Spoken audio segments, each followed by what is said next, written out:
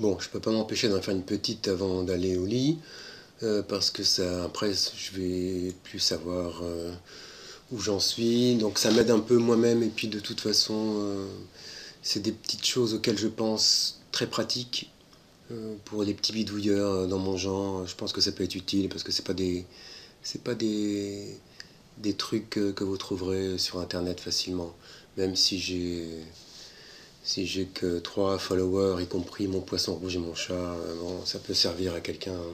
Donc là, je suis dans l'intégration du SPIFS dans le projet principal. Hein, j'en suis qu'au début. Hein.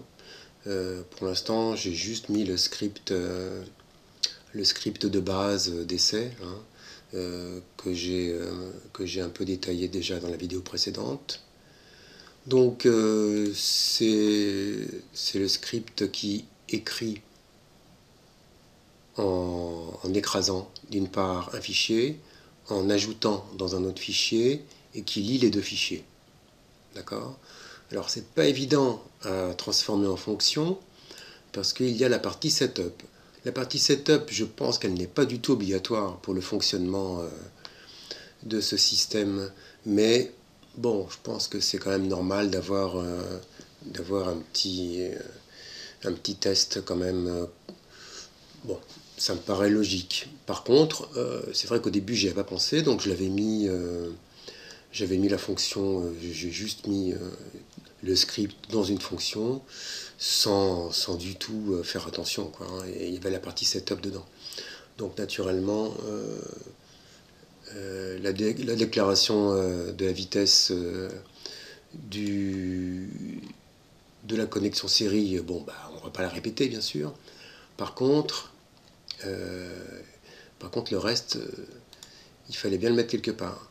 Donc, moi, je l'ai mis là, hein, dans mon fichier fonction, en déclaration au début, comme une fonction, d'accord, que j'ai intégré ensuite dans mon setup, euh, principal, ici. Je l'ai mis au début pour le repérer vite. Voilà. SPIF Setup. Voilà. Je fais comme ça et ça marche. Je ne sais pas du tout si c'est la méthode la plus catholique. Bon, le jour où je croiserai un gourou, je lui demanderai quels sont mes plus gros défauts. Il y en a sûrement beaucoup, puisque en autodidacte, on réinvente le fil à couper le beurre un peu n'importe comment. Bon. Enfin, j'ai quand même fait l'effort de faire 3 fichiers, ce qui est déjà beaucoup. Mais c'est vrai que comme le programme commence à s'étoffer sérieusement, ça me paraît indispensable. Donc là, on voit que ça marche bien. Moi aussi, bon, ça vous avez déjà vu. J'ai pas encore ici, j'ai pas encore intégré le SPIFS pour une lecture dans l'HTML, hein, pour l'instant. Déjà, on va faire marcher tout ça correctement. Alors, premier petit truc dans cette fin, deuxième petit truc. Le dossier data dont j'ai déjà parlé, qui est indispensable au fonctionnement du SPIFS. Bon, s'il y en a déjà un sur la carte, en fait, je pense qu'il n'est pas nécessaire de le re-uploader. Mais par contre, là, ce que je voudrais, c'est le vider. Bon, pour une raison que vous allez comprendre tout à l'heure. Donc, je veux le vider pour que le fichier, pour que les deux fichiers qui soient dedans soient supprimés. Donc la meilleure méthode, le plus simple, c'est de le re-uploader. Et comme il est vide, eh ben, il va écraser celui qui est plein à l'arrivée. Je vérifie que ma console est fermée, puisque sinon ça ne marchera pas. Et je fais la manip Sketch Data Upload. Oui, c'est normal, il est vide. Voilà.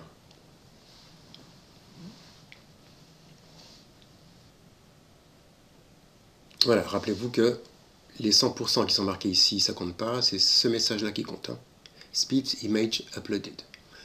Ok, donc maintenant le dossier data de mon projet qui est sur la carte, il est vide. Très bien. Alors maintenant, le but du jeu, c'est de vous montrer quelque chose. Bon là, vous voyez que j'ai ralenti la deuxième tâche qui est sur le cœur 1, c'est-à-dire le deuxième cœur. Je l'ai ralenti pourquoi ? Eh bien parce que la mémoire flash, elle n'est pas éternelle. Hein. Elle s'use quand on s'en sert. Hein. C'est-à-dire qu'il y a un nombre limite d'écriture, je ne sais plus que 100 000 peut-être, quelque chose comme ça. Hein. C'est comme les proms de l'Arduino, c'est pareil, c'est une mémoire qui n'est pas éternelle. Donc, à un moment donné, j'avais mis 10 secondes pour la deuxième boucle, pour la boucle DHT du capteur, j'avais mis 10 secondes. Vous allez voir ce que ça fait, 10 secondes. Et donc, je lance ma console, je relance ma carte pour être sûr qu'elle reprend le programme au départ. Donc là, on est à 10, la boucle DHT est à 10 secondes. On a déjà 5 lignes, 6 lignes.